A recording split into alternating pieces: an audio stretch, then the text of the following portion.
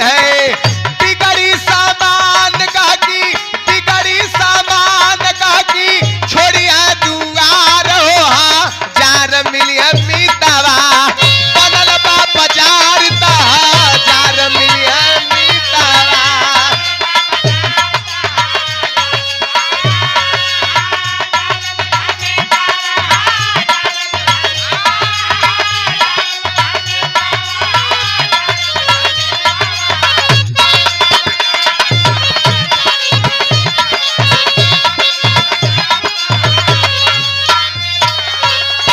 बनल रही सामान तो दुकान खूब चली है, खूब बढ़िया से दुकान बनौले हुआ, गाहक आवत हुअन, दुकान व्यवहार पे चलला जल्ला ना, खूब सजौले से ना चल, बढ़िया ई शरीर ई दुकान हो और एकर शटर मुंह हो, यही जब खुलला तब पता लगाला कि दुकान कैसन हो।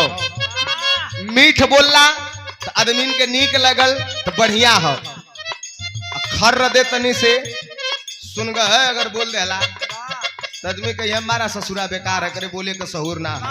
एक तरह से इस शरीर का कह की परम पिता परमेश्वर हुआ, डबल बात है। वाह, ये गीत के लिखे वाले बिरहा वीर सम्राट स्वर्गीय रामदेव गुरु जी। ए बिहारी गणेश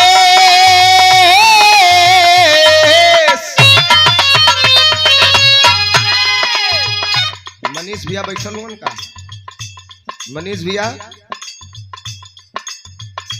कहियो बड़का बाबू के लेके आवा मालिक, बिरहा कई ठे पुरनकी छाट के रखले है कि वही है तो सुनाई ताकि तोह दबेर कि देखी बिरहा करे लगे है तोरे लगे काहे ना है, लेकिन तू चलाक आदमी हुआ ही के ना हुआ। बिहारी गणेश रामलाल माया के महल जरे